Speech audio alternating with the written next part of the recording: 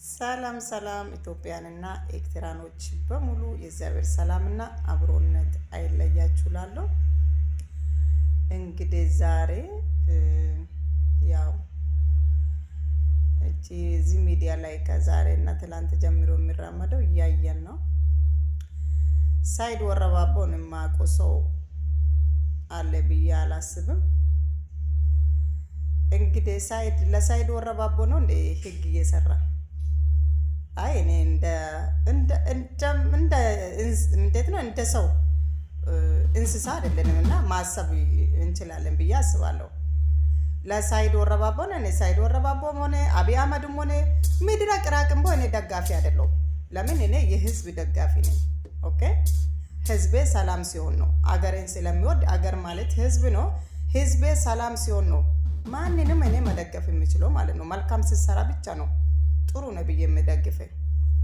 ኦኬ እንጂ ህዝቤ አንድ ጉርጓድ ውስጥ 13 14 ሲቀበር መቼም ቦሶቄ አይደለም ወይም ደግሞ ቅጠል አይደለም አይደለ የተራገፈው እዛ ወለጋ ላይ መንግስት ባያረገው በመንግስት ስር የተወሸቁ ረባሾች እንደሆነ እናውቃለን።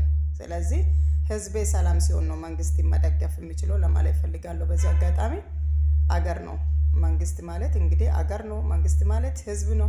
እንግዲህ የህዝብን ካላከበረ ምንድነው መንግስት ማለት ሲጀመር እኔ አላውቀውም። ኦኬ አገርን እንደ አገር ካላስከበረ መንግስት አላውቅም እኔ። ይሄ ነው መንግስትነቱ። እንደዚህ ወዛደር ላይ ነው እንዴ? የዛ አገር ህግ የሚሰራ ወዛደር ላይ ነው? ሰርቶ አዳሪ ላይ ነው? ወይም ደግሞ ህፃን ልጅ ላይ ነው? ህፃን ልጅ ይደፈራል፣ ይገደላል በቃ እንጂ መንግስትነቱ በቃ የአገሩ ህግ የሰራ ያለ ምስኪኖቹ ላይ ነው እንዴ የሚበረታ? እንግዲህ ከሳይድ ወረባቦ የበለጠ ብዙ ሲቀደዱ አይተናል። ብዙ በነፍስ ላይ የተጫወቱት አይተናል። መቀደድ ብቻ ሳይሆን በሰው ነፍስ ላይ የተጫወቱት አይተናል።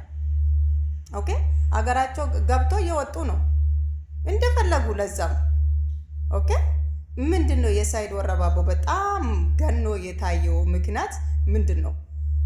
ህጉ ለሳይድ ወረባቦና ለሴት ልጆች፣ ለምስኪኖች፣ ለደሃ እናት፣ ለደሃ አባት በቃ ለነሱ ነው እንደ እነሱን ለመጨረስ ነው ህግ የቆመ እንጂ ህዝብን ማስከበር ሳይሆን በቃ ወዛደሮቹን፣ ሰርቶ አዳሪን፣ ለገበሬ ለነሱ ነው መሰለኝ ህግ የቆመው አይደል? እነሱን ለመጨረስ ነው። እኔ እንደዚህ ዝም ብዬ ሳስበው ሰውን